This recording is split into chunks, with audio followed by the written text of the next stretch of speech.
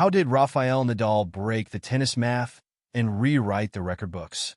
From jaw-dropping stats to an unmatched legacy, Nadal's career defies expectations. His journey goes beyond just numbers. It's a story of perseverance, passion, and pure domination. Get ready as we dive deep into the stats, the titles, and the unbelievable feats that make Rafa a true anomaly in the tennis world. Stick around to see why Nadal's impact is beyond measure. And don't forget to like, subscribe, and hit that notification bell for more tennis insights. Rafael Nadal broke math.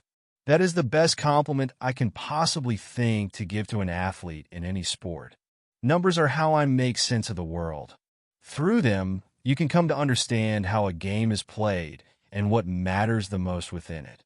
Each sport has its statistical guidelines, its must-win categories, and its unbreakable records. And throughout what will end up going down as about a 23-year career, as Roger Federer was breaking geometry and Novak Djokovic was breaking the laws of flexibility and fitness, and Andy Murray, pushing so hard to reach the top of the sport, ended up breaking himself. Nadal made absolute nonsense out of the numbers that define tennis. Nadal announced on Thursday that he will be retiring after playing for Spain in the Davis Cup in November. I am very excited that my last tournament will be the final of the Davis Cup and representing my country, he said in a video statement on social media. I think I've come full circle since one of my first great joys as a professional tennis player was the Davis Cup final in Sevilla in 2004. I feel super lucky for all the things I've been able to experience. I want to thank the entire tennis industry. We've had months, years, even, to prepare for this announcement. After suffering a hip injury at the 2023 Australian Open, he took most of a year to return, and he participated in only 6 events in 2024.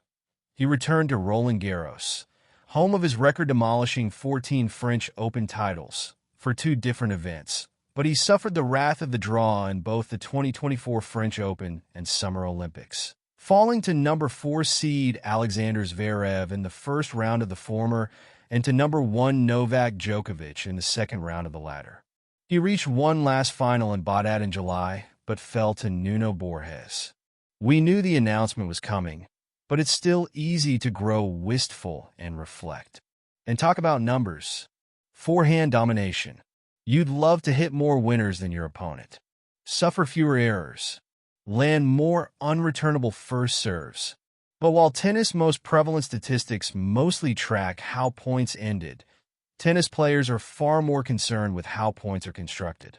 That can mean moving your opponent around as much as possible, or targeting your opponent's weaknesses, whatever they might be. But at a macro level, point construction can often simply mean setting yourself up to hit more forehands than your opponent. Even if your backhand is excellent, and even if your forehand is merely average, the backhand is still a more awkward stroke, and it usually behooves you to manipulate the court in a way that keeps you swinging from the forehand side. Nadal was never the biggest hitter or most aggressive player on tour. His serve speed never went too far beyond 110 miles per hour. Whereas a big server such as Andy Roddick or Pete Sampras would hit aces about 13 to 15% of the time, Nadal was at about 4%. Whereas a big hitter like Ben Shelton or Stan Wawrinka might hit winners on 34 to 35% of points, Nadal was around 28 to 29%, better than most but not a statistical standout. But because of his left-handedness, and because he had the best wrists in the history of the sport and could generate absurd torque with his topspin, he could put opponents in backhand jail for as long as he wanted. Tennis Abstract's amazing match charting project has collected manual data from more than 13,000 matches and 8 million total shots. It gives us a look under tennis hood, and it reveals one of Nadal's superpowers. In 641 charted matches, Roger Federer hit forehands for 48.8% of his ground strokes.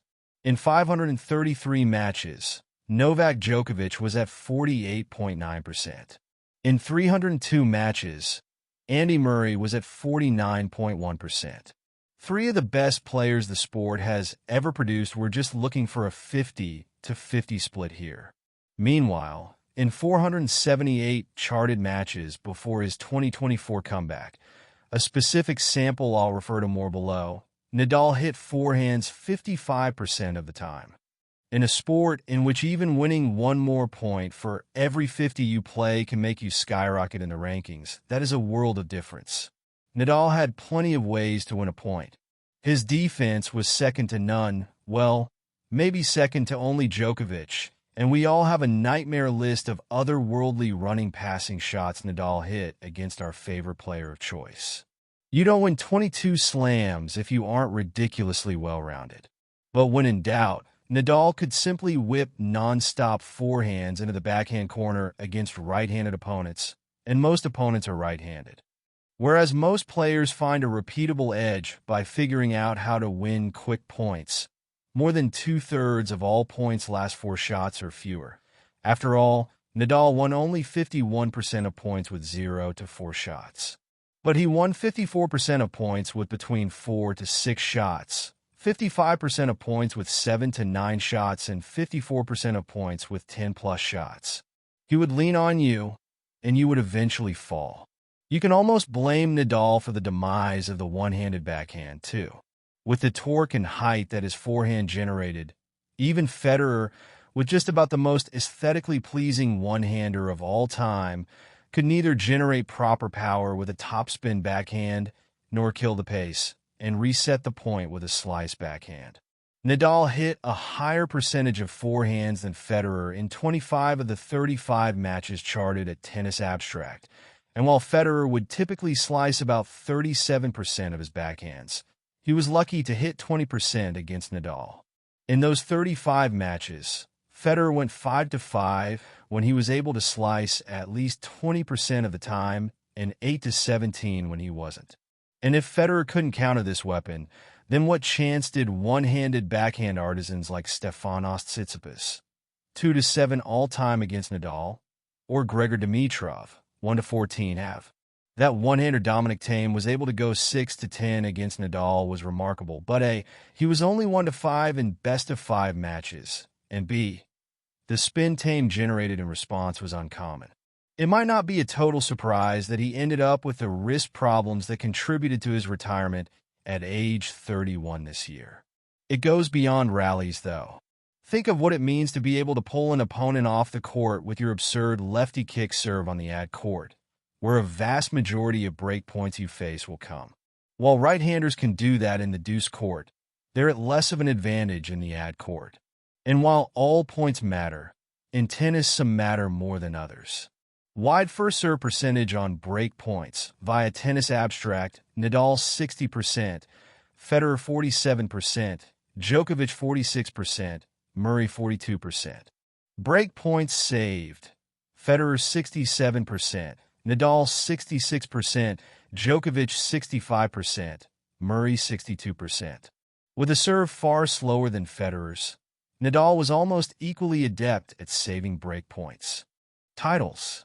Nadal will finish his career with 92 ATP titles. That's obviously an awesome number, but it ranks a mere 5th all-time behind Jimmy Connors, 109, Federer, 103, Djokovic, 98, and Ivan Lendl, 94. But that lefty kick was patently unfair on clay courts, where he set records that might never be broken. He hasn't just won the most French Opens. He has won more than twice as many as anyone else in the Open era. Bjorn Borg, the single most dominant figure during tennis' explosion in popularity in the late 1970s, won 6 titles at Roland Garros. On the women's side, Chris Evert won 7. If you go back to the early 1900s, long before there was any sort of tour formality in tennis, a man named Max Decugis won 8. Nadal won 14. Since the 1910s, only one man has won more than 3 Monte Carlo Open titles. Nadal, who won 11, including a stretch of 8 in a row. Rafael Nadal's career defies many of the conventional metrics used to measure tennis greatness. Known for his incredible dominance on clay, he holds a record 14 French Open titles, which remains unmatched. His career spans 22 Grand Slam titles, making him one of the top contenders in tennis history alongside Novak Djokovic and Roger Federer. Beyond just his achievements on clay, Nadal has showcased his versatility by winning multiple Grand Slams on other surfaces, including Wimbledon and the U.S. Open. His statistical dominance is particularly evident in his win-loss ratio on clay courts, winning over 97% of his matches at Roland Garros over 18 years. Olympics. But his legacy isn't just about titles. Nadal has consistently performed in the most physically demanding matches, showing unmatched resilience and mental toughness. Even late in his career, he continues to push his limits, participating in events like the Laver Cup and aiming for a memorable farewell at the Paris Olympics. Nadal's unique style, featuring powerful topspin forehands and exceptional court coverage, has often been described as bending the mathematical norms of tennis. His ability to outlast opponents physically and mentally has made him a force throughout his 23-year career, earning accolades like the career Golden Slam by age 24 and 2 Olympic gold medals. Only 2 people have won more than 3 Italian Opens. Djokovic has 6, and Nadal has 10. He has the most Madrid Open titles, too, but somehow the fact that he won only 5 of those feels underwhelming. That's what he did at title math. 5 titles at one of the sport's preeminent clay court events? I guess that's decent. Nadal is 544 to 69 all-time on clay. That's a win percentage of 0.887, which is pretty ridiculous in itself. But it includes going 72 to 25 from 2001 to 2003 and going 10 to 6 this year. In between the start and finish of his career, he went 462 to 38, a win percentage of 0.924. He was unbeaten on clay in 2006 and 2010, lost just once 5 times, 2007, 2008, 2012, 2017, and 2018, and lost just twice 5 times, 2005, 2009, 2011, 2013, 2022. Quick reminder, he played in the same era as what might have been the other 2 greatest men's tennis players of all time, and he still owned about 1/3 of the tennis calendar for nearly 2 decades. What ifs? Indeed, when we talk about any one of the big 3, Federer, Nadal, and Djokovic, it's easy to get caught up in the sheer volume of their individual achievements. But the fact that they achieved all these things despite having to share the stage with each other is almost disorienting. And it leads us to some spectacular what-ifs. Nadal is going to retire with the second most men's slam titles ever, 22. But he lost 4 slam finals to Federer and 4 more to Djokovic. He also twice lost to Djokovic in the semifinals of a slam that Djokovic ended up winning. Federer won 20 slam titles but lost 6 slam finals to Nadal, 4 at the French Open, plus 1 each at Wimbledon. You might remember that one, and the Australian Open, and another 4 to Djokovic. He also lost to one of them 7 times in the semifinals of a slam the victor would go on to win. With 24, Djokovic will end up winning the career slam titles race. But he still lost 4 finals to Nadal and 1 to Federer, and he still lost 5 semis to the eventual slam winner. To be sure, each of these titans had an effect on each other. Nadal had to aspire to the level Federer first set, and then craft a game that could top him. Then Djokovic did the same. That they all had to figure out ways to beat each other inevitably raised each of their individual games. But it's impossible not to think of the totals one of these players might have generated had one of the others decided to take up, say, basketball or golf or something. It's also hard not to think of what Andy Murray, maybe the 4th best player ever, might have accomplished if none of them had ended up in professional tennis. Still, the what-ifs end up making the actual accomplishments even more mind-blowing.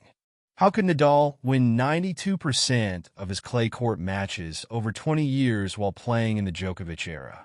With his patented clay court game, and reasonably low-velocity serve. How could he beat maybe the best grass courter ever, Federer, in the best ever grass court match?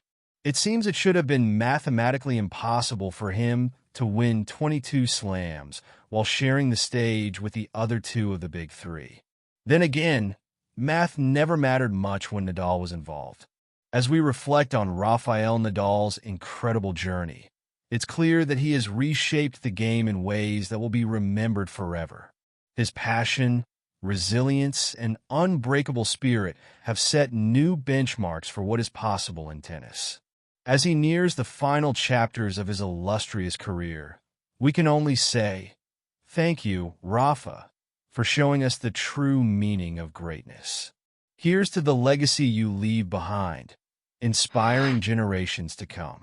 Don't forget to like, subscribe, and join us for more stories of tennis legends.